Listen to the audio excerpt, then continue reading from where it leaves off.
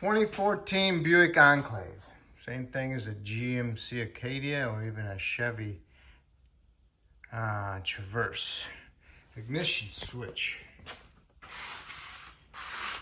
I found a decent way to do this, but you might not like it.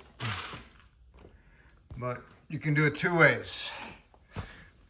You can do it my way or you can do it the other way. The other way would be you have to remove the lower panel, screws on the bottom, and then more screws for this on the bottom. Unpull it down and unclip it from around here and there, okay? To get access to the screws on the switch. Because there's a screw here, and on the other side there's a screw there. That one's a little bit tougher to get to. And it's a Torx. And it's a Torx, what size is that? Should have looked at it before. It's a T20, okay? T20. I'll show you what the screw looks like. That's what the screw looks like. All right. Anyway, if you get this down, then that's fine. You're still gonna have this in the way, but no big deal. All right, so then you got on the bottom, you got a bunch of these 7mm screws on the bottom. As far as I can tell, I got 3. You gotta remove those on the bottom. They go in these holes here, and these holes there.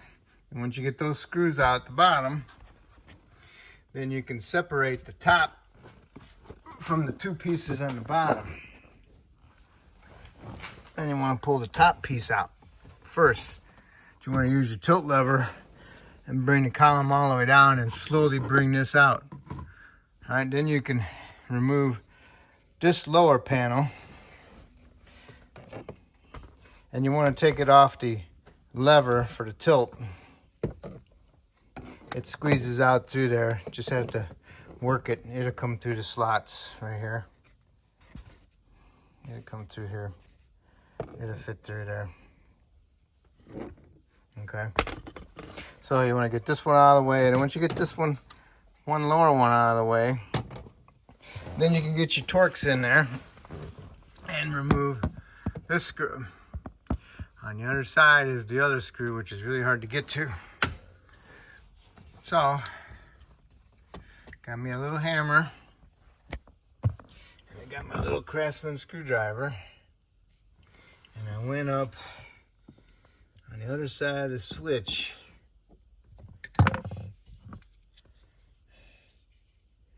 And I busted that ear off of it. Okay, here's this one, and you can just see that part of it.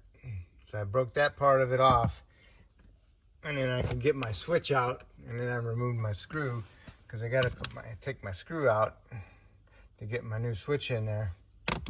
And I just put one screw back in. You can just see it just enough to get your little screwdriver in there and chip away at this on the back one. Just like that. They're coming right out. No big deal. See if I can see it. Yeah, you can see it. See it? Right there. In the middle of the screen. Alright?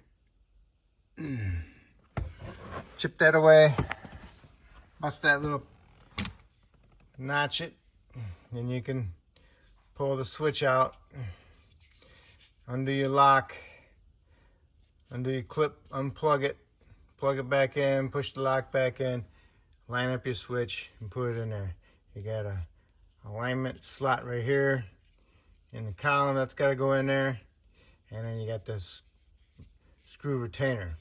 So the screw ain't holding it from turning this way, because you got that going into a notch that'll keep it from turning back and forth. The screw just keeps it from being pushed out. So that's how I did mine. Starts fine, and that's good. So now I'm gonna put my piece on the bottom, get these two lowers snapped together, and I get my top piece, work it in there and get it all snapped in. All right, you got the bottom piece in there, get it lined up, and there's 4 screws, sorry. 1, 2, 3, and then underneath the lever is 4. So now I'm gonna lower this down.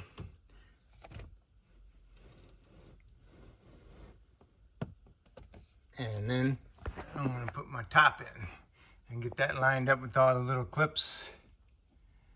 Clip it in, and I'll raise it back up and put my screws in.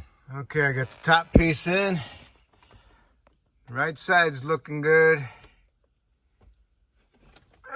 This side, not so good because they got a little tab sticking on the other side. So now I gotta pick this up and pull this part out so I can get these tabs behind this piece. Okay, I got it all back together.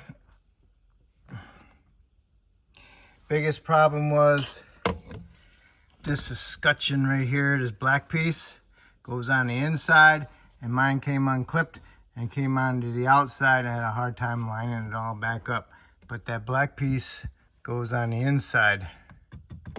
All right, so make sure as you get this pushed around the lock cylinder, squeeze it all together and put the bottom 4 screws in, and that's it.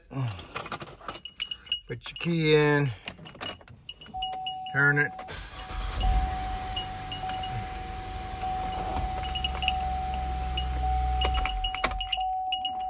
make sure it's good.